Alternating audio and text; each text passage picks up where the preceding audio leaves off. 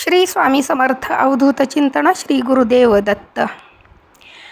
आजच्या या व्हिडिओमध्ये आपल्या रोजच्या जीवनामध्ये आपण तुळशीची पूजा प्रत्येक व्यक्ती करत असतो, घरातली प्रत्येक स्त्री करत असते। तर ती करत असताना, तुळशीची पूजा करत असताना, तुळशीला पाणी घालत असताना कोणत्या दिवशी घालायचं नाही, कोणत्या दिवशी घालावं, तुळशीची नेमकी पूजा कशी करावी, शिवाय तुळशीला पाणी घालताना कोणता मंत्र म्हणावा जेणेकरून आपल्या आयुष्यामध्ये सुख शांती समृद्धी येईल, घरातल्या प्रत्येक सदस्याचं आरोग्य ठीक राहील, मुलाबाळांचं सगळ्यांचं कल्याण होईल, अशा पद्धतीनं आपल्याला तुळशीची म्हणजे घरातल्या प्रत्येक देवांची आपण सेवा करत असतो, देव्हाऱ्यावरती आपण पूजा करत असतोच, पण अंगणामध्ये ती तुळस आहे तिचीसुद्धा उपासना आपल्याला रोज करायची असते, तिला प्रदक्षिणा घालायच्या असतात। मग अनेक वेळा काय होतं की पाणी घालत असताना अनेकदा आपण चुकीच्या दिवशीसुद्धा कळत नकळतपणे पाणी घालतो। आता चुकीचा दिवस म्हणजे कोणता, तर बघा, ज्या दिवशी एकादशी असते, श्री विष्णूची एकादशी, अनेक लोक एकादशी हे व्रत करत असतात, तर एकादशी दिवशी कधीही तुळशीला पाणी घालायचं नाही। कारण जसं आपण परमेश्वराचे भक्त आहोत, आपण पांडुरंगाचे भक्त आहोत, आपण नारायणाचे श्री विष्णू नारायणाचे भक्त आहोत, तशीच तुळससुद्धा विष्णू नारायणाची भक्त आहे। त्यामुळं जसं आपण एकादशीचं व्रत करतो तसंच ते तिचंही व्रत असतं। त्यामुळं आपण त्या दिवशी कधीही तुळशीला एकादशी दिवशी पाणी घालायचं नाही आणि तुळशीच्या पानांना त्या दिवशी हातही लावायचा नाही, लांबून नमस्कार करायचा। आणि रविवारी देखील आपल्याला तुळशीला पाणी घालायचं नाही।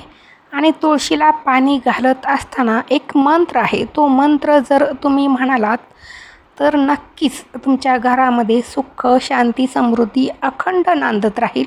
तो मंत्र कोणता आहे हे मी तुम्हाला सांगते, पण त्याआधी तुम्ही जर नवीन असाल तर चॅनेलला सबस्क्राईब करा, लाईक करा आणि कमेंटही करा। आणि तुळशीला पाणी घालताना कोणता मंत्र म्हणायचा हे मी तुम्हाला सांगते।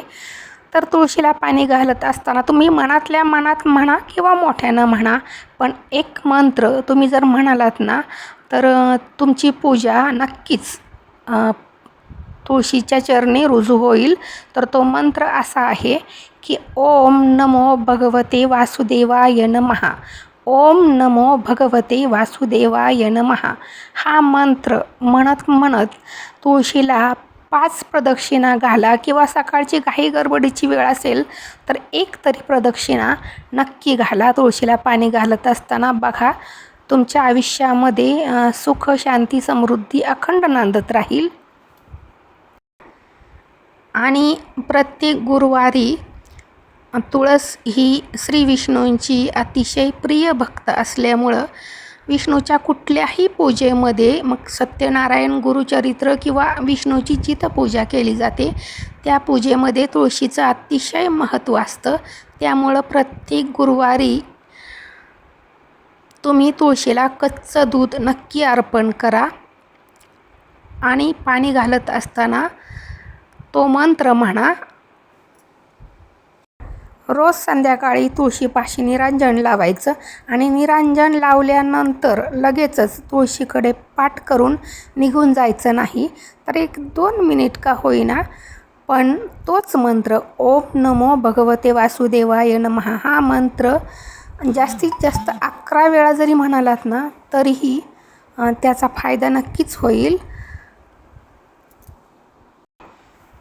आणि जर काही कारणासाठी आपल्याला तुळशीची पानं पूजेसाठी प्रसादासाठी लागणार असतील तर ती तिन्ही संजेच्या वेळेला कधीही तोडू नका, एकादशी दिवशी रविवारी कधीही तोडू नका। ती पानं दुपारच्या वेळीच तोडून ठेवा, कारण तिन्ही संजेच्या वेळेला कधीही तुळशीच्या पानांना हात लावू नका,